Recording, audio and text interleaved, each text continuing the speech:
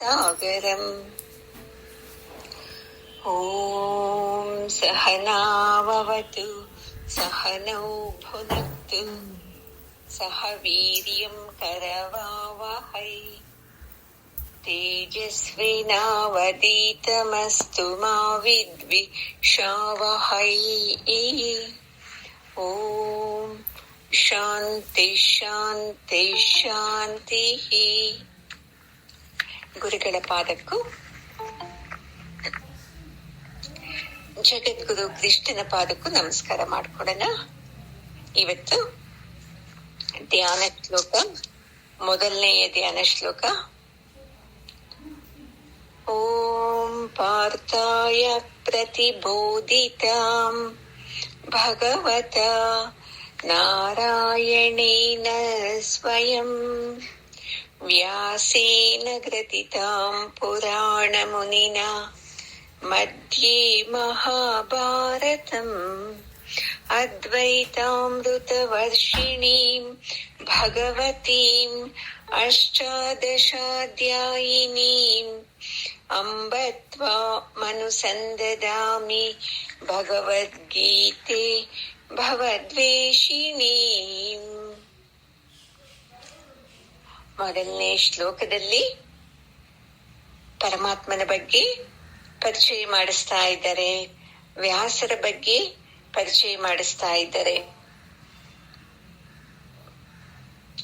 ಏನಿಲ್ಲಿ ಪರಮಾತ್ಮನ ಬಗ್ಗೆ ಅಂತ ಹೇಳಿದ್ರೆ, ಸ್ವತಃ ನಾರಾಯಣನೇ ಅರ್ಜುನನಿಗೆ ಈ ಭಗವದ್ಗೀತೆಯನ್ನ ಬೋಧಿಸೋದು. ಆ ತಾಯಿ ಹೆಂಗೆ ಮಕ್ಕಳನ್ನ ಕಾಪಾಡುತ್ತಲ್ವಾ, ಅದೇ ತರ ಈ ಭಗವದ್ಗೀತೆನೂ ಅಷ್ಟೇ. ಅಜ್ಞಾನದಲ್ಲಿ ಯಾರೆಲ್ಲ ಇದ್ದೀವಲ್ವಾ, ಅವನ್ನೆಲ್ಲನೂ ಈ ಅಜ್ಞಾನದಿಂದ ಹೊರಗಡೆ ತಂದು ಜ್ಞಾನದಲ್ಲಿ ನಾವು ನಿಂತು ಹೆಂಗೆ ಆನಂದವಾಗಿ ಜೀವನ ಮಾಡಬಹುದು ಅನ್ನೋದನ್ನ ಈ ಭಗವದ್ಗೀತೆ ತಾಯಿ ನಮಗೆ ಎಲ್ಲಾ ಜ್ಞಾನವನ್ನು ಕೊಡುತ್ತೆ ಅಮ್ಮ. ಇಲ್ಲಿ ಪುರಾಣ ಅಂತ ಹೇಳ್ತಾರಲ್ವಾ, ಅಂದ್ರೆ ತುಂಬಾ ಹಳಬರು ಅಂತಲ್ಲ, ತುಂಬಾ ಪೂರ್ವಜರು ಅಂತಲೇ ಅಂತ ಆತರ ಅರ್ಥ ಮಾಡ್ಕೋಬೇಕು. ಆ ಪೂರ್ವಜರಲ್ಲಿ ಒಬ್ಬ ಋಷಿಯಾಗಿದ್ದವರು ವೇದವ್ಯಾಸ ಮಹರ್ಷಿಗಳು. ಈ ವೇದವ್ಯಾಸರಿಂದ ಈ ಭಗವದ್ಗೀತೆ ಬಂದಿರೋದು. ಮತ್ತೆ 18 ಅಧ್ಯಾಯಗಳನ್ನ ಇದು ಒಳಗೊಂಡಿದೆ. ಇದು ಎಂತದಪ್ಪ ಅಂದ್ರೆ ಅದ್ವೈತಾಮೃತ ವರ್ಷಿಣಿ. ಈಗ ಮಳೆ ಹೆಂಗೆ ಬರುತ್ತಲ್ವಾ ಜೋರಾಗಿ, ಅದು ಮಾಮೂಲಿ ಮಳೆ. ಇಲ್ಲಿ ಈ ಗ್ರಂಥ ಏನ್ ಗೊತ್ತಾ, ಅದ್ವೈತವನ್ನೇ ಸುರಿಸುತ್ತಂತೆ ನೋಡಿ. ಈ ಅದ್ವೈತ ಅನ್ನೋ ಮಳೆ ಸುರಿಯೋದ್ರಿಂದ ನಮ್ಗೇನಾಗುತ್ತೆ, ಈ ಭವಸಾಗರವನ್ನ ನಾವು ದಾಟಬಹುದು. ಅದಕ್ಕೆ ನೋಡಿ ಎಷ್ಟು ನಮ್ಮ ಮೇಲೆ ಪ್ರೀತಿ ಭಗವಂತನಿಗೆ ಅಂತ ಹೇಳಿದ್ರೆ, ಅರ್ಜುನನ ನಿಮಿತ್ತ ಮಾಡಿಕೊಂಡು ನಾವ್ ಅನ್ಕೋಬಹುದು, ಅಲ್ಲಿ ಭಗವದ್ಗೀತೆ ಹೇಳಿದ್ದು ಕೃಷ್ಣ ಅರ್ಜುನನಿಗೆ ಹೇಳಿದ್ದು, ಅರ್ಜುನನನ್ನ ಸರಿ ಮಾಡಿದಾನೆ ಅಂತ ನಾವು ತಿಳ್ಕೊತೀವಿ. ಅಲ್ಲ, ನಮ್ಮೆಲ್ಲರ ನಿಮಿತ್ತವಾಗಿ ಅರ್ಜುನನನ್ನ ಪರಮಾತ್ಮ ತಗೊಂಡಿದ್ದಾನೆ. ಅಷ್ಟು ಬಿಟ್ರೆ ನಾವು ಬೇರೆ ಅಲ್ಲ, ಅರ್ಜುನ ಬೇರೆ ಅಲ್ಲ. ಅರ್ಜುನನಿಗೆ ಏನೇನ್ ಬೇಕು ಏನೇನ್ ಬೇಡ ಅದೆಲ್ಲಾನು ನಮಗೂ ಇದೆ. ಆ ಗುಣಗಳೆಲ್ಲ ಇರುವುದ್ರಿಂದನೇ ಅರ್ಜುನನಿಗೆ ಬೋಧಿಸ್ತಾ ಇದ್ದಾನೆ. ಇಂಡೈರೆಕ್ಟ್ ಆಗಿ ಅದು ನನಗೆ ಹೇಳ್ತಾ ಇರೋದು ಜ್ಞಾನ ಅಂತ ಬರಬೇಕು ನೋಡಿ ನಮ್ಗೆ. ತುಂಬಾ ಜನ ಹೇಳ್ತಾರೆ, ಕುರುಕ್ಷೇತ್ರ ಯುದ್ಧ ಅಲ್ಲಿ ನಡೆದಿದೆ, ಕೃಷ್ಣ ಅರ್ಜುನನ್ಗೆ ಹೇಳಿದ್ದಾನೆ ಅಷ್ಟೇ, ಅದನ್ನೇನ್ ಕೇಳೋದು, ಅದರಿಂದ ಏನು ಸುಖ ಇಲ್ಲ, ಬರೀ ಯುದ್ಧದ ಬಗ್ಗೆ ಏನ್ ಕೇಳೋದು, ಈ ತರ ಎಲ್ಲ ಮಾತಾಡ್ತಾರೆ. ಅಂತ ಯುದ್ಧರಂಗದಲ್ಲಿ ಅವರಿಬ್ರು ಯುದ್ಧರಂಗದಲ್ಲಿದ್ದಾರೆ. ನಾವು ಅಷ್ಟೇ ಈ ಸಂಸಾರವನ್ನು ಭೀಕರವಾದ ರಣರಂಗದಲ್ಲಿ ಒದ್ದಾಡ್ತಾ ಇದ್ದೇವೆ. ಅಷ್ಟೇ ವ್ಯತ್ಯಾಸ ನೋಡಿ. ಈ ಭೀಕರವಾದ ರಣರಂಗದಲ್ಲಿ ಗೆಲ್ಲೋದು ಅಂದ್ರೆ ನಮ್ಮ ಮನಸ್ಸನ್ನ ಗೆಲ್ಲೋದು, ಅದು ಮುಖ್ಯ. ವೈರಿಯನ್ನ ಗೆಲ್ಲೋದಲ್ಲ. ಎದುರಾಳಿನ ಗೆಲ್ಲೋದು ಅಲ್ಲ. ಈ ರೀತಿ ನಾವು ಅರ್ಥ ಮಾಡ್ಕೋಬೇಕು ನೋಡಿ. ಅದಕ್ಕೆ ಪರಮಾತ್ಮನಿಗೆ ತುಂಬಾ ಇಷ್ಟ ಅರ್ಜುನ ಅಂತ ಹೇಳಿದ್ರೆ. ಅದಕ್ಕೆ ನಿನಗ್ ಮಾತ್ರ ನಾನು ಹೇಳ್ತಾ ಇದ್ದೀನಿ, ಬೇರೆ ಯಾರಿಗೂ ಇದನ್ನ ಹೇಳಲಿಲ್ಲ ಅಂತ ಹೇಳ್ತಾರೆ ನೋಡಿ.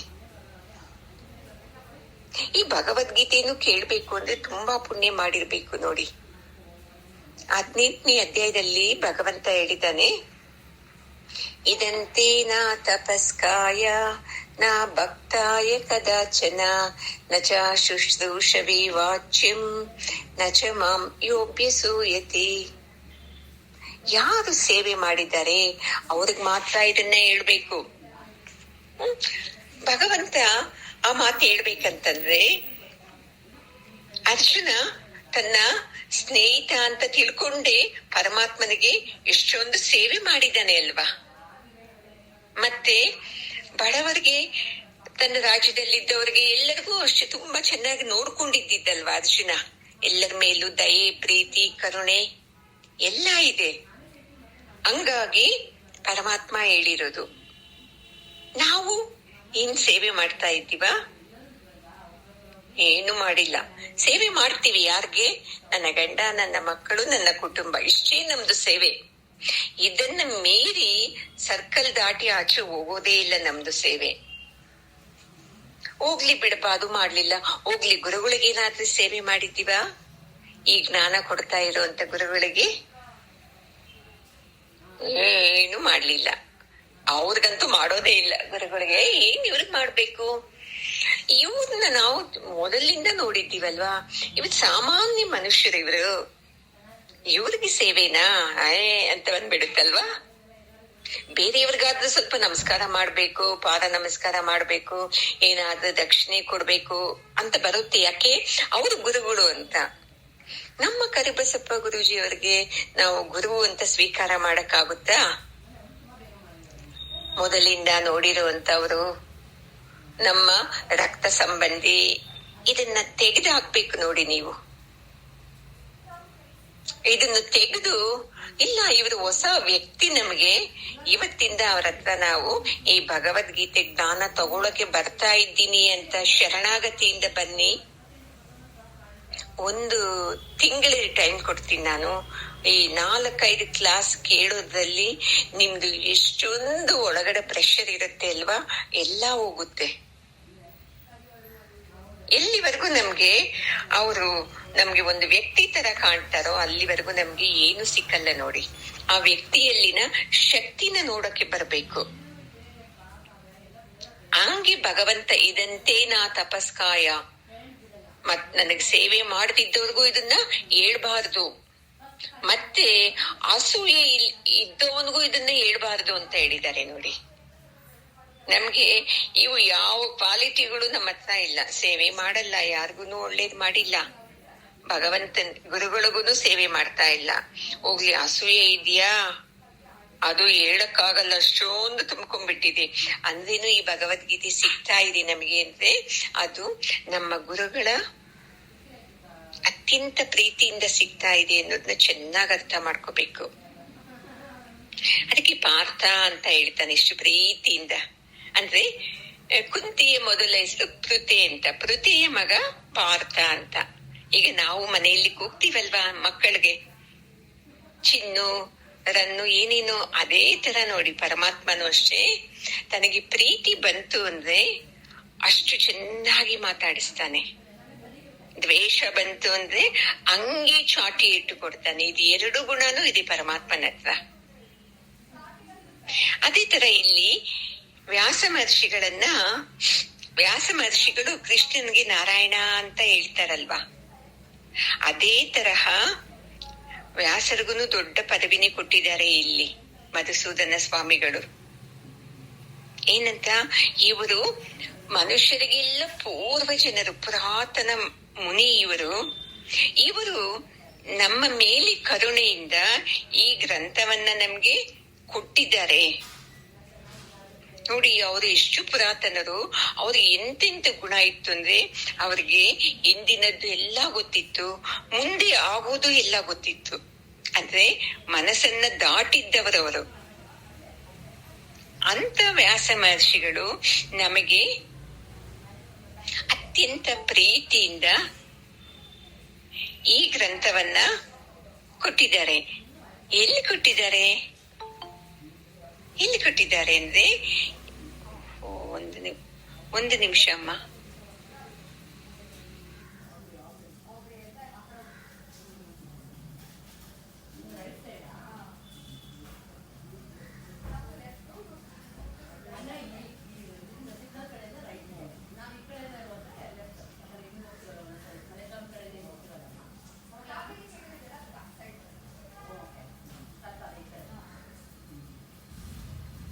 ಇದು ಈ ಭಗವದ್ಗೀತೆಯಲ್ಲಿ ಬರುತ್ತೆ ಅಂತ ಹೇಳಿದೆ. ಈ ಮಹಾಭಾರತ ಅನ್ನೋ ಗ್ರಂಥದ ಮಧ್ಯದಲ್ಲಿ ಭೀಷ್ಮ ಪರ್ವ ಅಂತ ಬರ್ತಿದೆ. 18 ಪರ್ವಗಳಿದೆ. ಅದರಲ್ಲಿ ಭೀಷ್ಮ ಪರ್ವದಲ್ಲಿ ಈ ಭಗವದ್ಗೀತೆ ಬರುತ್ತೆ ನೋಡಿ. ನಾವು ಈ ಒಂದು ಭಗವದ್ಗೀತೆ ಓದಿದ್ರೆ ಸಾಕು, ನಮ್ಗೆ ಎಲ್ಲಾನು ಅರ್ಥ ಆಗುತ್ತೆ. ಅದರಲ್ಲಿ ಅವರು ಈ ಅದ್ವೈತದ ಆನಂದವನ್ನ ನಮ್ಗೆ ಕೊಡ್ತಾ ಇದ್ದಾರೆ ನೋಡಿ. ಇದನ್ನ ಅರ್ಥ ಮಾಡ್ಕೊಂಡ್ರೆ ಸಾಕು, ನಮ್ಗೆ ನಮ್ಮ ಜೀವನ ಸಾರ್ಥಕ ಆಗುತ್ತೆ. ಮತ್ತೆ ಬೇರೆ ಗ್ರಂಥಗಳನ್ನ ತಿಳ್ಕೊಂಡ್ಲೇಬೇಕು ಅಂತಾನು ಏನಿಲ್ಲ, ತಿಳ್ಕೊಳ್ಳೋದ್ರಲ್ಲೇ ನಮ್ಗೆ ಎಲ್ಲಾನು ಅರ್ಥ ಆಗ್ಬಿಡ್ತಿದೆ. ಅಂತ ಅದ್ವೈತದ ಅಮೃತದ ಮಳೆನ ಪರಮಾತ್ಮ ಇಲ್ಲಿ ಅರ್ಜುನನ ಮೇಲೆ ಸುರಿಸ್ತಾ ಇದ್ದಾನೆ. ಯಾಕೆ ಅಂತಂದ್ರೆ ಅವನು ನಮ್ಮ ತರ ದುಃಖಕ್ಕೇನೆ ಈಡಾಗಿದ್ದಾನೆ. ನಾವು ಅಷ್ಟೇ ಅಲ್ವಾ, ಸಂತೋಷ ಆಗಾಗ ಬಂದು ಹೋಗುತ್ತೆ, ಸಮಸ್ಯೆಗಳು ದುಃಖ ಸದಾ ನಮ್ಮನ್ನ ಕಾಡ್ತಾನೆ ಇರುತ್ತೆ. ಈ ಸಮಸ್ಯೆಗಳಿಂದ ದುಃಖದಿಂದ ನಾವು ಹೊರಗಡೆ ಬರ್ಬೇಕು ಅಂತಂದ್ರೆ ಈ ಅದ್ವೈತವನ್ನ ತಿಳ್ಕೋಬೇಕು. ಅದ್ವೈತ ಏನು ಅಂದ್ರೆ ಎರಡಿಲ್ಲ, ಇರೋದು ಒಂದೇ. ನಮ್ಗೆ ಇವಾಗ ಏನಿದೆ ಮನಸ್ಸಲ್ಲಿ ಅಂದ್ರೆ ಪರಮಾತ್ಮ ಬೇರೆ, ನಾನ್ ಬೇರೆ ಇದ್ದೀನಿ. ಮತ್ತೆ ನಾನಿದ್ರೇನು ನಮ್ಮ ತಂದೆ ಬೇರೆ, ನಮ್ಮ ತಾಯಿ ಬೇರೆ, ನಮ್ಮ ಅಕ್ಕ ಬೇರೆ, ನಮ್ಮ ದೊಡ್ಡಮ್ಮ ಬೇರೆ, ಈ ತರ ಮನುಷ್ಯರಲ್ಲೂ ಭೇದ ಮಾಡ್ತಾ ಇದ್ದೀವಿ. ಪರಮಾತ್ಮ ಬೇರೆ, ಗುರುಗಳು ಬೇರೆ, ನಾನು ಬೇರೆ, ನೀನು ಬೇರೆ, ಎಷ್ಟು ಭೇದಗಳೈತೆ. ಅದಕ್ಕೆ ನಮ್ಗೆ ಇದೆಲ್ಲ ದುಃಖ ಆಗ್ತಾ ಇರೋದು. ನಾನೇ ಆ ಆತ್ಮಸ್ವರೂಪ ಅಂತ ತಿಳ್ಕೊಳ್ಳೋದು ಜ್ಞಾನವೇ ಈ ಅದ್ವೈತ ಸಿದ್ಧಾಂತ ನೋಡಿ. ನಮಗೆ ಅದು ಬರೋದೇ ಇಲ್ಲ. ನಾನ್ ಹೆಂಗ್ ಸಾಧ್ಯ ಭಗವಂತ ಆಗೋದಕ್ಕೆ? ಅವನೇ ಬೇರೆ ಅಂತ ಎಷ್ಟು ಸತ್ಸಂಗ ಕೇಳಿದ್ರೇನು ಅಲ್ಲೇ ಹೋಗುತ್ತೆ ನಮ್ಮ ಮನಸ್ಸು. ಎಲ್ಲಿವರೆಗೂ ಈ ಭೇದ ನಮ್ಮಲ್ಲಿ ಇರುತ್ತೋ ಅಲ್ಲಿವರೆಗೂ ನಮ್ಗೆ ಆನಂದ ಸಿಗೋದಿಕ್ಕೆ ಸಾಧ್ಯನೇ ಇಲ್ಲ. ಇದೊಂದಿದೆ. ಮತ್ತೆ ಇನ್ನೊಂದೇನ್ ಗೊತ್ತಾ, ನಮ್ಮ ಮನಸ್ಸಲ್ಲಿರೋದು, ನಾವು ಆನಂದವಾಗಿರ್ಬೇಕಂದ್ರೆ ನಮ್ಗೆ ಹಣ ಇರ್ಬೇಕು, ಇಲ್ಲ ನನ್ನ ಯಜಮಾನ್ರು ಇರ್ಬೇಕು, ನನ್ನ ಮಕ್ಕಳಿರ್ಬೇಕು, ನಮ್ಮ ಅಪ್ಪ ಅಮ್ಮ ಇರ್ಬೇಕು, ಮತ್ತೆ ಇಲ್ಲ ಅಂದ್ರೆ ನನಗೆ ಇಷ್ಟವಾಗೋ ವಿಷಯಗಳು ನಡಿಬೇಕು. ಏನು, ಮಗಳು ಫಸ್ಟ್ ಕ್ಲಾಸ್ ಅಲ್ಲಿ ಪಾಸ್ ಆಗ್ಬೇಕು, ಅದು ನನಗ್ ತುಂಬಾ ಇಷ್ಟಪ್ಪ. ಮಗಳಿಗೆ ಒಳ್ಳೆ ಕಡೆ ಮದುವೆ ಸಿಕ್ತು, ಅದು ನನಗಿಷ್ಟ. ಈ ತರ ವಿಷಯಗಳು ಇಲ್ಲಿ ಸಿಕ್ಕಾಕೊಂಡಿದ್ದೀವಿ ನೋಡಿ ಮನುಷ್ಯರೆಲ್ಲಾನು. ವಸ್ತುಗಳಲ್ಲಿ ಸಿಕ್ಕಾಕೊಂಡಿದ್ದೀವಿ. ಇದು ವಸ್ತು ಬಂದ್ರೆ ನನಗೆ ಆನಂದ ಅಂತ, ಮತ್ತೆ ಇಂಥ ಗುಡ್ ನ್ಯೂಸ್ ಕೇಳಿದ್ರೆ ನನಗೆ ಆನಂದ, ಮತ್ತೆ ಇಂಥ ವ್ಯಕ್ತಿ ನಮ್ಮ ಯಜಮಾನ್ರು ನನ್ನ ಪ್ರೀತಿಯಿಂದ ಮಾತಾಡಿಸ್ಬೇಕು ಯಾವಾಗ್ಲೂ, ನನ್ನ ಮಕ್ಕಳು ನನಗೆ ಎದುರುತ್ತರ ಕೊಡಲೇಬಾರದು, ಚೆನ್ನಾಗಿ ಓದ್ತಾ ಇರ್ಬೇಕು. ಇವೆಲ್ಲ ನಡೆದಾಗ ನಮಗೆ ಆನಂದ ಅಂತ ನಾವು ಫಿಕ್ಸ್ ಆಗ್ಬಿಟ್ಟಿದೀವಿ. ಅಂದ್ರೆ ಇಲ್ಲಿ ಪರಮಾತ್ಮ ಹೇಳ್ತಾನೆ, ಇವು ಯಾವೂನು ನಿಮಗೆ ಸಂಪೂರ್ಣ ಆನಂದ ಕೊಡೋಕೆ ಸಾಧ್ಯನೇ ಇಲ್ಲ ಅಂತ ಹೇಳ್ತಾ ಇದ್ದಾನೆ. ನೋಡಿಪ್ಪ, ಈಗ ವಸ್ತು ತಗೊಳ್ಳಿ, ಇಂಥ ವಸ್ತು ಬೇಕು ನನಗೆ ಅಂತ ಅಪೇಕ್ಷೆ ಪಡ್ತೀರಾ. ಬೇಕು ಬೇಕು ಬೇಕು ಮನಸ್ಸಲ್ಲಿ ಅದು ಒತ್ತಾಡ್ತಾ ಇರ್ತಿದೆ. ಸರಿಪ್ಪ, ಆ ವಸ್ತು ಬಂತು, ದೊಡ್ಡ ಟಿವಿನೇ ಬಂತು ಅನ್ಕೊಂಡಿದ್ದು, ಆನಂದ ಆಯ್ತು. 1 ದಿವಸ 2 ದಿವಸ 3 ದಿವಸ ಕಂಟಿನ್ಯೂ ಟಿವಿ ನೋಡ್ತೀರಾ, ಮತ್ತೆ ಅದು ಆನಂದ ಸಿಕ್ಕುತ್ತಾ ನಿಮ್ಗೆ? ಮೊದಲ ದಿವಸ ಎಲ್ಲರಿಗೂ ಹೇಳ್ದಂಗೆ ಹೇಳ್ಕೊಂಡ್ ಬರ್ತೀರಾ, ದೊಡ್ಡ ಟಿವಿ ತಗೊಂಡಿದ್ದೇವೆ ಅಂತ? ಇಲ್ಲ. ಈಗ ವಿಷಯ ಬಂತು, ಏನು ನಿಮ್ಮ ಮಗ ಫಸ್ಟ್ ಕ್ಲಾಸ್ ಅಲ್ಲಿ ಪಾಸ್ ಆಗಿದ್ದಾನೆ ಅಂತ. ಏನ್ ಖುಷಿ ಆಯ್ತು. ಅದೇ ಖುಷಿಯಲ್ಲಿದ್ದೀರಾ ನೀವು? ಇನ್ನ ನೆಕ್ಸ್ಟ್ ಯಾವ ಕಾಲೇಜಿಗೆ ಸೇರಿಸ್ಬೇಕು, ಎಲ್ಲಿ ಸೀಟ್ ಸಿಕ್ಕುತ್ತೆ ಅಂತ ಅದರಲ್ಲಿ ಹುಡ್ಕೋದ್ರಲ್ಲಿ ಈ ಖುಷಿ ಅದೂ ಹೋಗ್ಬಿಡುತ್ತೆ. ಇನ್ನು ವ್ಯಕ್ತಿಗಳು, ನಿಮ್ಮ ಪಕ್ಕದ ಮನೆಯವರು ತುಂಬಾ ಕೋಪ ನಿಮ್ಮ ಮೇಲೆ, ಅವತ್ತು ತುಂಬಾ ಪ್ರೀತಿಯಿಂದ ಮಾತಾಡಿದ್ರು, ಸಂತೋಷ ಆಯ್ತು. ಸದಾ ಹಂಗೆ ಇರ್ತಾರ? ಬದಲಾವಣೆ ಆಗ್ತಾನೆ ಇರ್ತಾರೆ. ಹಿಂಗಾಗಿ ಇವು ಯಾವುವು ಸಂಪೂರ್ಣ ಆನಂದ ಕೊಡಲ್ಲ ಅಂತ ನಿಮ್ಮ ಮನಸ್ಸಲ್ಲಿ ಫಿಕ್ಸ್ ಆಗ್ಬೇಕು ನೋಡಿ. ಸದಾ ಆನಂದ ಕೊಡೋದು ಈ ಜ್ಞಾನ. ಈ ಜ್ಞಾನ ಎಲ್ಲಿ ಬರ್ತಿದೆ ಅಂದ್ರೆ, ಈ ಭಗವದ್ಗೀತೆ ಅನ್ನೋ ತಾಯಿಯನ್ನ ನಾವೇನ್ ಮಾಡ್ಬೇಕು, ಒಲಿಸ್ಕೊಳ್ಬೇಕು. ಯಾವಾಗ ಈ ಭಗವದ್ಗೀತೆಯನ್ನ ಕೇಳ್ತಾ ಕೇಳ್ತಾ ಏನು ಹೇಳಿದ್ದಾರೆ ಗುರುಗಳು, ಅದನ್ನ ನಿಮ್ಮ ಜೀವನಕ್ಕೆ ನೀವು ಅಪ್ಲೈ ಮಾಡ್ಕೊಂಡಾಗ ನೋಡ್ಕೊಳ್ಳಿ, ಆಗ ನಾನು ಬೇರೆ ಪರಮಾತ್ಮ ಬೇರೆ ಅನ್ನೋದು ಹೋಗುತ್ತೆ.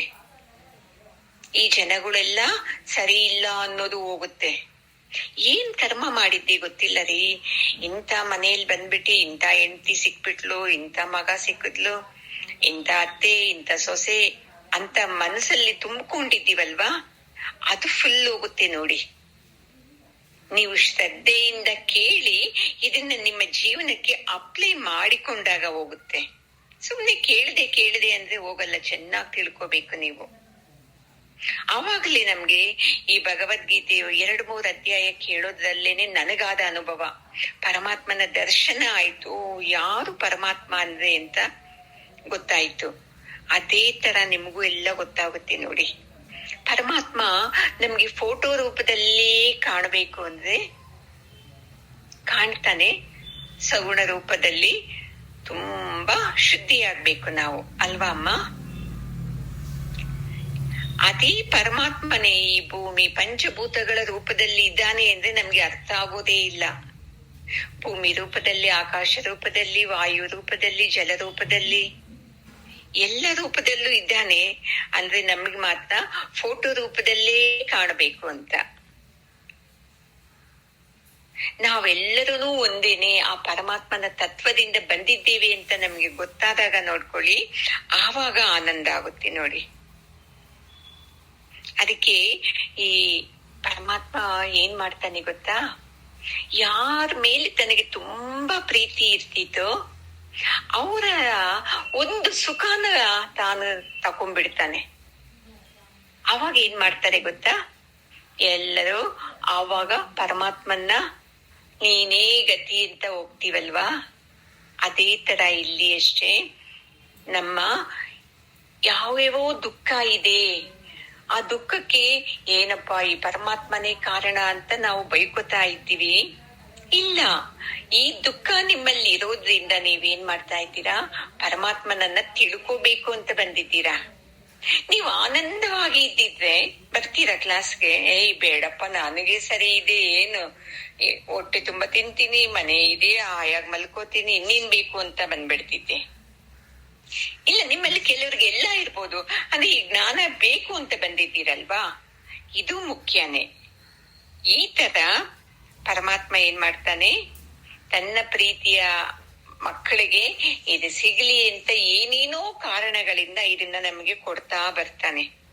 ಅಷ್ಟು ಬಿಟ್ಟು ಭವದ್ವೇಷಿಣಿ ಅಂದ್ರೆ ನೀನು ಈ ಸಂಸಾರನ ಎಲ್ಲ ದ್ವೇಷ ಮಾಡ್ಕೊಂಡು ಬಾ ಅಂತೆಲ್ಲ ಹೇಳ್ತಾ ಇರೋದು. ಭವ ಅಂದ್ರೆ ಏನಿದೆ ಭವರೋಗ, ನಾನು ಜೀವ ಅನ್ನೋದು ಇದೆಯಲ್ವಾ, ಅದನ್ನ ಬಿಟ್ಬಿಡು ಅಂತ, ಅದು ಭವದ್ವೇಷಿಣಿ ಅಂತ ಹೇಳಿದ್ರೆ. ಈ ಭಗವದ್ಗೀತೆ ಕೇಳ್ತಾ ಕೇಳ್ತಾ ಕೇಳ್ತಾ ಈ ಭವದ್ವೇಷ ನಮ್ಮಲ್ಲಿ ಉಂಟಾಗುತ್ತೆ ನೋಡಿ. ಅಯ್ಯೋ, ನಾನು ಜೀವ ಜೀವ ಅನ್ನೋದು ಹೋಗ್ತಾ ಹೋಗ್ತಾ ನಾನು ಆ ಪರಮಾತ್ಮ ಸ್ವರೂಪನೇ ಅಂತ ಬರ್ತಿದೆ. ಅದೊಂದೇ ಎಲ್ಲ ನಮ್ಮಲ್ಲಿರೋದು. ಎಷ್ಟು ಕೆಟ್ಟ ಗುಣಗಳಿದೆ ಅಲ್ವಾ, ಕಾಮ, ಕ್ರೋಧ, ಲೋಭ, ಮೋಹ, ಷಡ್ಗುಣ. ಆ ಕೆಟ್ಟ ಗುಣಗಳನ್ನೆಲ್ಲ ನಾವು ದ್ವೇಷಿಸ್ತಾ ದ್ವೇಷಿಸ್ತಾ ಬಿಡಲ್ಲ. ಏನ್ ಮಾಡ್ತೀವಿ ಗೊತ್ತಾ, ಅವನ್ನ ಸದ್ಗುಣಗಳಾಗಿ ದೈವಿ ಗುಣಗಳಾಗಿ ನಾವು ಕನ್ವರ್ಟ್ ಮಾಡ್ಕೊಳಕ್ ಬರ್ತೈತಿ ಈ ಭಗವದ್ಗೀತೆನ ಕೇಳಿದಾಗ. ಈ ತರ ನಾವು ಅರ್ಥ ಮಾಡ್ಕೋಬೇಕು. ಆಗ ನೋಡ್ಕೊಳ್ಳಿ, ಯಾವಾಗ ನಾವು ಈ ಭವವನ್ನ ದ್ವೇಷ ಮಾಡಿ ಈ ಆನಂದ ಸ್ವರೂಪಕ್ಕೆ ಬರ್ತೀವಿ ನೋಡಿ, ಅದು ನಿಜವಾದಂತ ಜೀವನ ನೋಡಿ. ಹಂಗೆ ತಿಳ್ಕೋಬೇಕು ನಾವು. ಅಲ್ಲಿ ಅರ್ಜುನನ್ಗೆ ಹೇಳ್ತಾ ಇದ್ದಾನೆ, ನನಗೆ ಯಾಕೆ ಅಲ್ಲ, ಅರ್ಜುನನ ಸ್ಥಾನದಲ್ಲಿ ನಾನಿದ್ದೇನೆ, ನಾನ್ ನಿಂತ್ಕೊಂಡಿದ್ದೇನೆ, ನನಗೆ ಪರಮಾತ್ಮ ಹೇಳ್ತಾ ಇರೋದು ಇದೆಲ್ಲ ಅಂತ ಬರ್ಬೇಕು. ಆವಾಗ ನೋಡಿ ನಮ್ಗೆ ಆನಂದ ಆನಂದ ಅನ್ನೋದು ಸಿಗ್ತಾ ಬರ್ತಿದೆ. 2ನೇ ಶ್ಲೋಕ. ನಮೋಸ್ತುತೆ ವ್ಯಾಸ ವಿಶಾಲ ಬುದ್ಧೇ ಪುಲ್ಲಾರವಿಂದಾಯ ತಪತ್ರ ನೇತ್ರ ಯೇನ ತ್ವಯಾ ಭಾರತ ತೈಲ ಪೂರ್ಣಃ ಪ್ರಜ್ವಾಲಿತೋ ಜ್ಞಾನಮಯ ಪ್ರದೀಪಃ. ಈ ಶ್ಲೋಕ ನನಗೆ ಅತ್ಯಂತ ಇಷ್ಟ ನೋಡಿ. ಯಾಕೆ ಗೊತ್ತಾ, ಭಗವದ್ಗೀತೆ ಶುರು ಮಾಡಿದಲ್ವಾ, 1ನೇ ಶ್ಲೋಕ ಆಯ್ತು, 2ನೇ ಶ್ಲೋಕ ಇದನ್ನ ಕೇಳುವಾಗ ಎಷ್ಟು 14ನೇ ಇಸ್ವಿಲಿ ನನಗೆ ಶುರು ಮಾಡಿದ್ದು ಗುರುಜಿಯವರು. ಅದನ್ನ ಕೇಳ್ತಾ ಕೇಳ್ತಾ ನನಗೆ ಮೈ ರೋಮಾಂಚನ ಆಯ್ತು ನೋಡಿ. ಕಣ್ಣು ಮುಚ್ಕೊಂಡು ಹೋಗ್ತಾ ಇದ್ದೆ, ಗುರೂಜಿ ಕ್ಲಾಸ್ ಮಾಡ್ತಾ ಇದ್ದೆ, ಪೆನ್ನು ನೋಟ್ಸ್ ಬರ್ಕೊಳ್ಳೋಗ. ಆಗೆಲ್ಲ ರೆಕಾರ್ಡಿಂಗ್ ಅವೆಲ್ಲ ಇರಲಿಲ್ಲ, ಚಿಕ್ಕ ಚಿಕ್ಕ ಫೋನ್. 14ನೇ ಇಸ್ವಿ 13 ಕೊನೆಯಲ್ಲಿ ಇಲ್ಲ 14 ಮಧ್ಯದಲ್ಲಿ ಮಾಡಿದ್ದು. ನನಗೆ ಚಿಕ್ಕ ಫೋನ್, ಒಂದ್ ಕೈನಲ್ಲಿ ಫೋನ್ ಇಟ್ಕೊಳ್ಳೋದು, ಒಂದ್ ಕೈನಲ್ಲಿ ನೋಟ್ಬುಕ್ ಪೆನ್ ಇಟ್ಕೊಂಡು ಬರ್ಕೋತಾ ಇದ್ದೀನಿ. ಆ ಗುರೂಜಿಯವರು ಹೇಳೋ ಮಾತಿಗೆ ನನ್ನ ಕೈಯಿಂದ ಪೆನ್ ಜಾರಿ ಜಾರಿ ಬಿದ್ದೋಗ್ತಾ ಇತ್ತು. ಅಷ್ಟು ಆನಂದ ಆನಂದ. ಈ ಆನಂದ 4-5 ದಿವಸ ಇತ್ತು ನೋಡಿ. ಅದೇ ಮಾತು ನೆನಪಾಗ್ತಾ ಇದೆ. ಗುರುಗಳು ಏನ್ ಹೇಳಿದ್ದಾರೆ ಕ್ಲಾಸ್ ಅಲ್ಲಿ, ಅದೇ ಮಾತು ನೆನಪಾಗೋದು. ಸುಮ್ನೆ ಆನಂದ ನೋಡಿ. ಇದು ಆನಂದ ವ್ಯಕ್ತಿಯಿಂದಾನೂ ಸಿಕ್ಕಿಲ್ಲ, ವಿಷಯದಿಂದಾನೂ ಇಲ್ಲ, ವಸ್ತುವಿಂದಾನೂ ಇಲ್ಲ ನೋಡಿ. ಅಂತ ಆನಂದ ಆಯ್ತು. ಅದಕ್ಕೆ ತುಂಬಾ ಇಷ್ಟ ಈ ಶ್ಲೋಕ ನನಗೆ. ಇಲ್ಲಿ ವ್ಯಾಸ ಮಹರ್ಷಿಗಳ ಬಗ್ಗೆ ಹೇಳ್ತಾ ಇದ್ದಾರೆ ನೋಡಿ. ಅವರನ್ನ ಎಷ್ಟು ಹೊಗಳ್ತಾ ಇದ್ದಾರೆ ಅಂದ್ರೆ ಮಧುಸೂದನ ಸ್ವಾಮಿಗಳು ಅಷ್ಟೊಂದು ವರ್ಣರಂಜಿತವಾಗಿ ಹೇಳ್ತಾ ಇದ್ದಾರೆ. ಈ ನಮೋಸ್ತುತೆ ವ್ಯಾಸ ವಿಶಾಲ ಬುದ್ಧಿ. ಎಲ್ಲರೂ ನಮಸ್ಕಾರ ನಮಸ್ಕಾರ ಅಂತ ಹೇಳ್ತಾರೆ. ಇಲ್ಲಿ ನೋಡಿ ಅವರು ಎಷ್ಟು ಚೆನ್ನಾಗಿ ವ್ಯಾಸ ವಿಶಾಲ ಬುದ್ಧಿ ಅಂತ ಹೇಳ್ತಾ ಇದ್ದಾರೆ. ಸುಮ್ನೆ ನಾನ್ ನಮಸ್ಕಾರ ಮಾಡ್ತಾ ಇಲ್ಲ. ಯಾಕೆ ಮಾಡ್ತಾ ಇದ್ದೀನಿ ಗೊತ್ತಾ, ನಿನ್ನಲ್ಲಿ ಅಷ್ಟೊಂದು ವಿಶಾಲವಾದ ಗುಣ ಇದೆ ಸ್ವಾಮಿ, ಅದಕ್ಕೆ ನಾನು ನಿನಗೆ ನಮಸ್ಕಾರ ಮಾಡ್ತಾ ಇದ್ದೀನಿ ಅಂತ. ನೋಡಿ, ಅವರು ನಮ್ಮ ತರ ಮನುಷ್ಯರೇ ಅಲ್ವಾ ವ್ಯಾಸ ಮಹರ್ಷಿಗಳು. ಅವರನ್ನ ಎಷ್ಟು ಗೌರವದಿಂದ ನಮಸ್ಕಾರ ಸ್ವಾಮಿ ನಿಮ್ಮ ವಿಶಾಲ ಹೃದಯಕ್ಕೆ ಅಂತಾರೆ. ನಮಗೆ ಹೇಳ್ತಾರ? ನಮಗೆ ಬೇರೆಯವ್ರು ಹೇಳದ್ ಬೇಡ, ನಾವು ಹೇಳ್ತೀವ ಹೋಗ್ಲಿ ಬೇರೆಯವ್ರಿಗೆ. ನಿಮ್ಮಲ್ಲಿ ಎಷ್ಟು ವಿಶಾಲ ಗುಣ ಇದೆ, ನಿಮಗೆ ನಮಸ್ಕಾರ, ನಾನು ನಿಮ್ಮನ್ನ ಮರ್ತೋಗೋದೇ ಇಲ್ಲ, ಅಷ್ಟೊಂದು ಒಳ್ಳೆಯವ್ರು ನೀವು ಅಂತ ಹೇಳ್ತೀವ ನಾವು. ಏನು ಮೇಲ್ನೋಟಕ್ಕೆ ಕಾಟಾಚಾರಕ್ಕೆ ಒಂದ್ ನಮಸ್ಕಾರ ಹೇಳ್ತೀವಿ, ಮನಸ್ಸಲ್ಲಿ ಆ ವ್ಯಕ್ತಿ ಬಗ್ಗೆ ಎಲ್ಲ ನೆಗೆಟಿವ್ ಆಗೇ ಹೇಳ್ಕೊತೀವಿ. ಪಾಪ 10 ಉಪಕಾರ ಮಾಡಿದ್ದಾರೆ ವ್ಯಕ್ತಿ ಅಂದ್ರೆ ಏನೋ ಒಂದ್ ತಪ್ಪಿ ನಮ್ಗೆ ಇಷ್ಟ ಇಲ್ದಿದ್ದು ಮಾಡ್ಬಿಟ್ರು. ಈ 10 ವಿಷಯಗಳನ್ನು ಹೋಗ್ಬಿಡ್ತೈತೆ, ನಮ್ಗೆ 10 ಒಳ್ಳೇದ್ ಮಾಡಿದ್ದು ಹೋಗ್ತೈತೆ. ಯಾವುದೋ ಒಂದು ವಿಷಯ ನಮ್ಗೆ ಸರಿ ಇಲ್ದಿದ್ದು ಹೇಳಿದ್ದಕ್ಕೆ ಅವನ್ನ ದ್ವೇಷ ಮಾಡ್ತಾನೆ ಇರ್ತೀವಿ. ಅಂದ್ರೆ ಇಲ್ಲಿ ನೋಡಿ, ಇವ್ರಿಗೆ ಯಾಕೆ ವಿಶಾಲ ಬುದ್ಧಿ ಅಂತ ಹೇಳಿದ್ದಾರೆ ಅಂದ್ರೆ,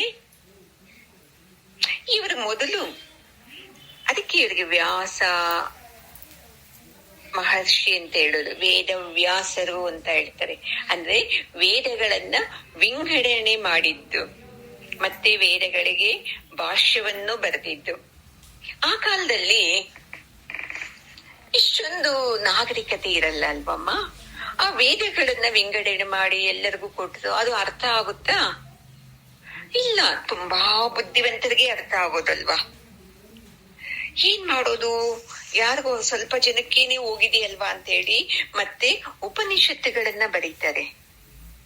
ಅದೂನು ತುಂಬಾ ಬುದ್ಧಿವಂತರಿಗೆ ಅಲ್ವಾ, ಅದೂನು ಸ್ವಲ್ಪ ಜನಕ್ಕೆ ಹೋಗುತ್ತೆ.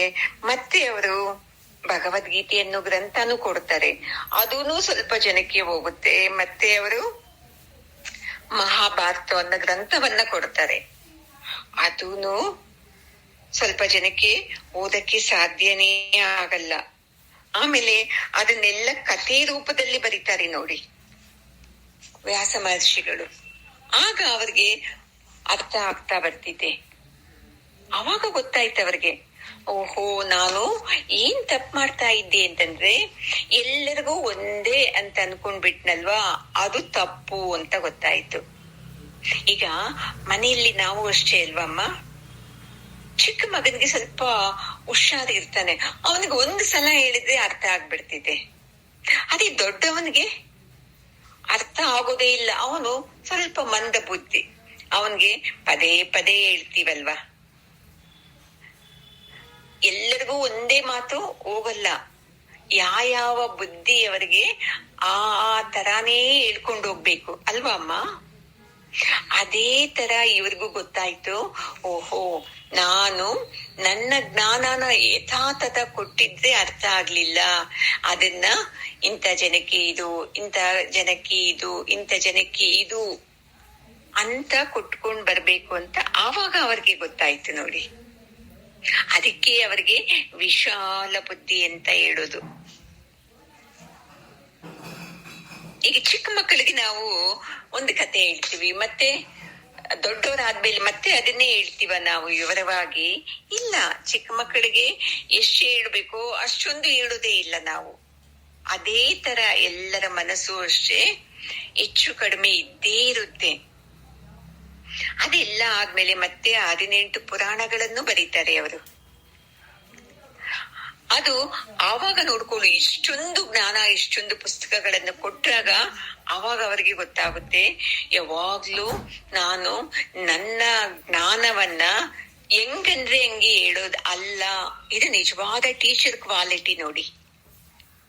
ಕೆಲವು ಟೀಚರ್ಸ್ ತಾವ್ ಏನ್ ತಿಳ್ಕೊಂಡಿದ್ದಾರೋ ಅದನ್ನ ಸ್ಟೂಡೆಂಟ್ ನೋಡ್ದೇನೆ ಆಗೋಯ್ತು ನಾನು ಇದನ್ನ ಅರ್ಥ ಮಾಡ್ಕೊಂಡಿದ್ದೀನಿ ಅಂತ ಹೇಳ್ಕೊಂಡು ಹೋಗ್ತಾರೆ. ಅದು ಸಕ್ಸಸ್ ಆಗಲ್ಲ ನೋಡಿ. ಯಾವಾಗ್ಲೂ ಟೀಚರ್ ಹೆಂಗಿರ್ಬೇಕು ಗೊತ್ತಾ, ಕ್ಲಾಸ್ ಅಲ್ಲಿ 10 ಜನ ಇರ್ತಾರೆ ಅಂದ್ರೆ ಅವರವರ ಗುಣದ ಸ್ವಭಾವಕ್ಕೆ ತಕ್ಕಂಗೆ ಹೇಳ್ಕೊಂಡು ಹೋಗ್ಬೇಕು ನೋಡಿ, ಅವಾಗ ಅದು ಕ್ಲಿಕ್ ಆಗುತ್ತೆ.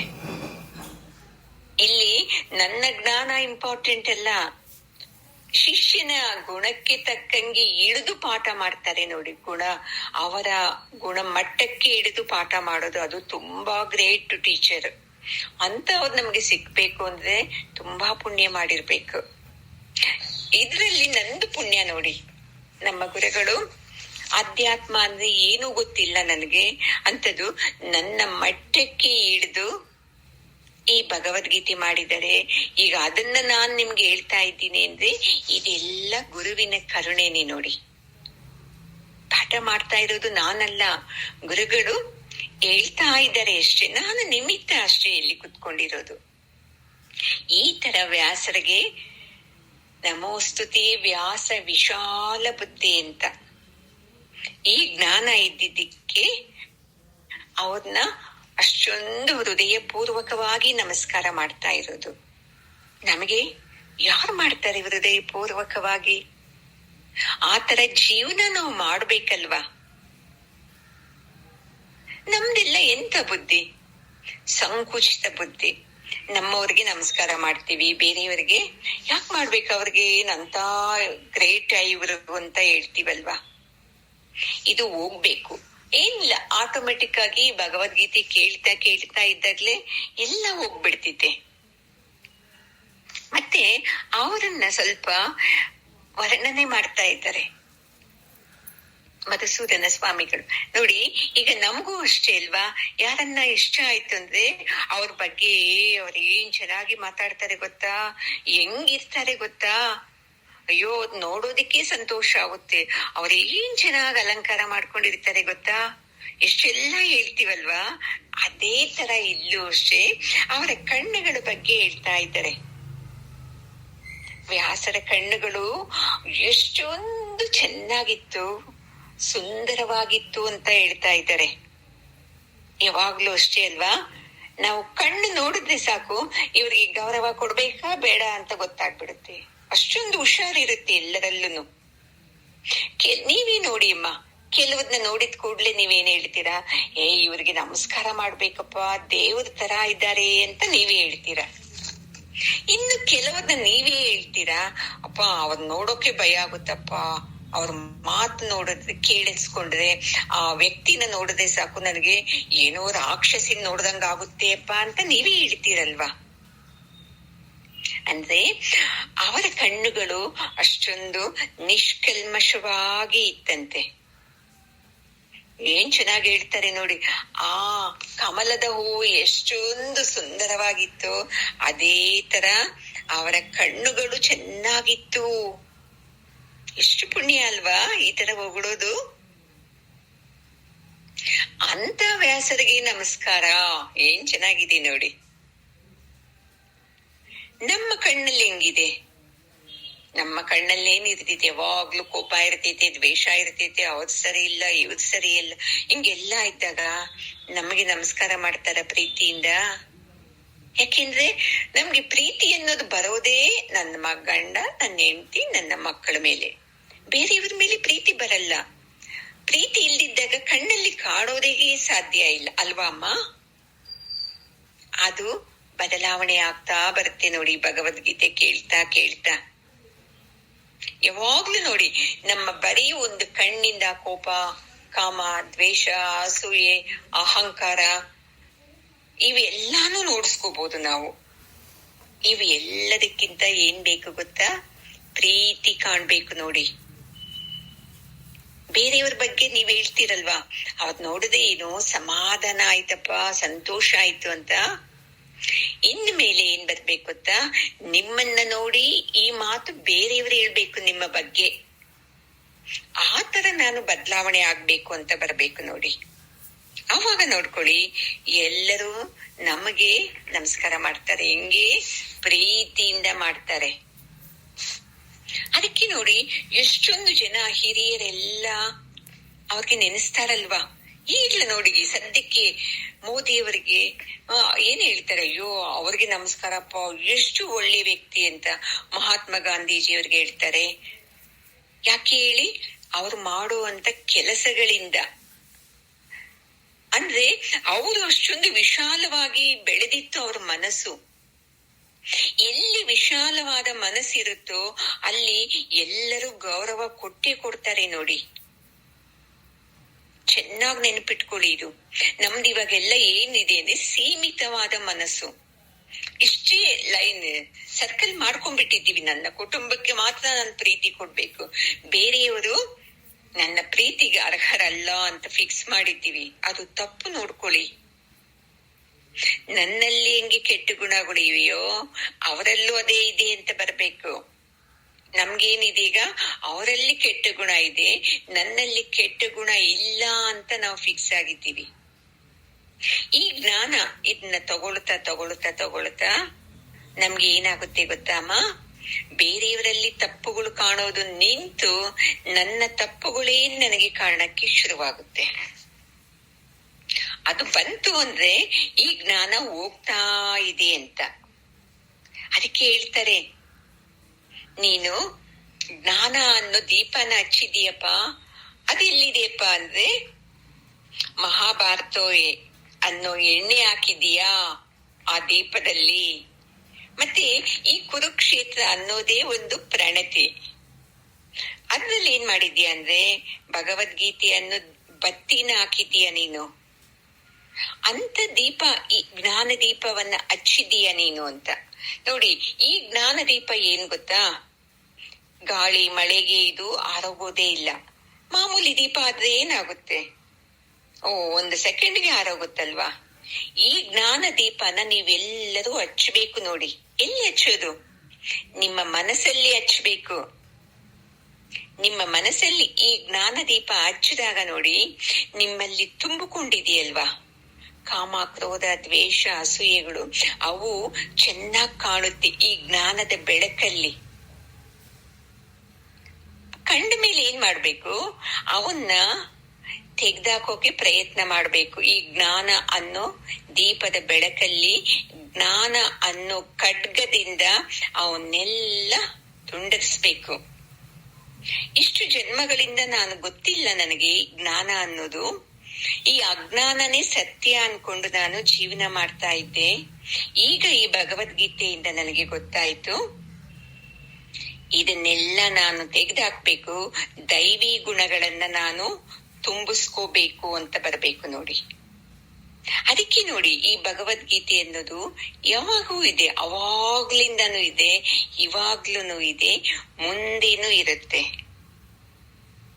ನಾವು ಈ ಜ್ಞಾನ ತಗೊಂಡಾಗ ಗೊತ್ತಾಗುತ್ತೆ, ನಾನು ಆವಾಗ್ಲೂ ಇದ್ದೆ, ಇವಾಗ್ಲೂ ಇದ್ದೀನಿ, ಮುಂದೇನೂ ಇರ್ತೀನಿ ಅಂತ. ಇದೇ ನೋಡಿ ಜ್ಞಾನದ ಮಹತ್ವ. ನಾನು ಪರಮಾತ್ಮ ಸ್ವರೂಪನೇ, ಆತ್ಮ ಸ್ವರೂಪನೇ. ನನಗೆ ಸಾವು ಇಲ್ಲ. ಸಾವು ಈ ದೇಹಕ್ಕೆ ಇದೆ, ನನಗೆ ಇಲ್ಲ. ಈ ಆತ್ಮಕ್ಕೆ ಸಾವಿಲ್ಲ.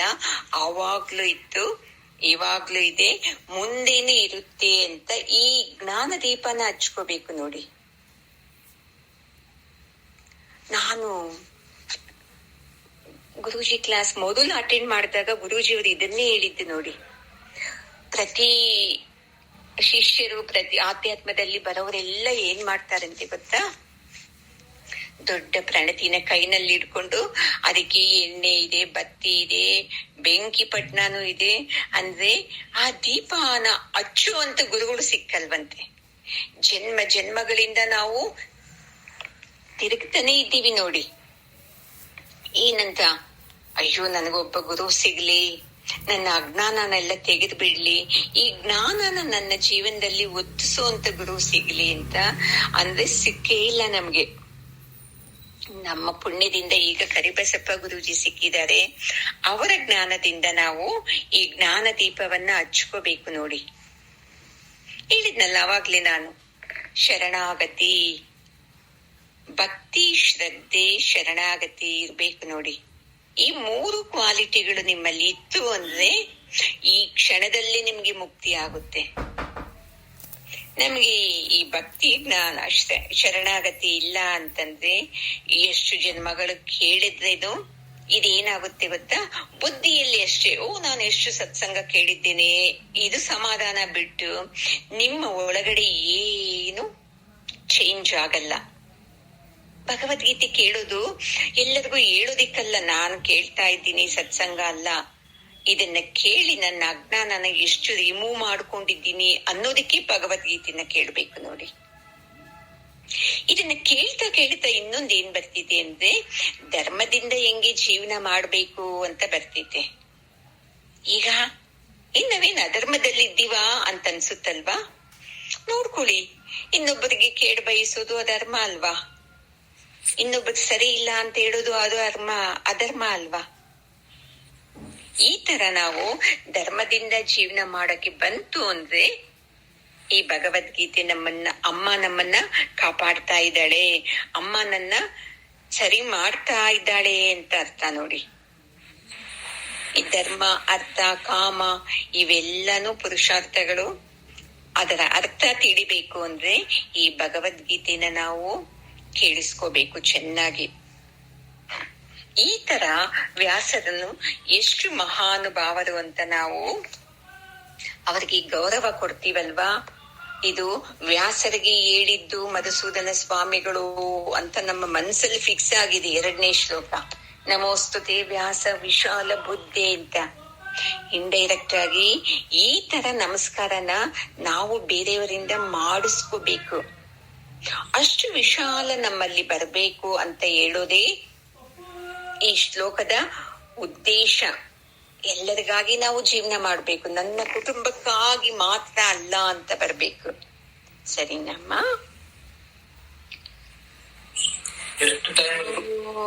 ಪೂರ್ಣಮದ ಪೂರ್ಣಮಿದಂ ಪೂರ್ಣಾತ್ ಪೂರ್ಣಮುದಚ್ಯತೆ ಪೂರ್ಣಸ್ಯ ಪೂರ್ಣಮಾದಾಯ ಪೂರ್ಣಮೇವಾವಶಿಷ್ಯತೆ. ಓಂ ಶಾಂತಿ ಶಾಂತಿ ಶಾಂತಿ. ಹರಿ ಓಂ. ಶ್ರೀ ಗುರುಭ್ಯೋ ನಮಃ. ಹರಿ ಓಂ. ಗುರುಗಳ ಪಾದಕ್ಕೂ ಜಗದ್ಗುರು ಕೃಷ್ಣನ ಪಾದಕ್ಕೂ ನಮಸ್ಕಾರ ಮಾಡ್ಕೊಳ್ಳೋಣ.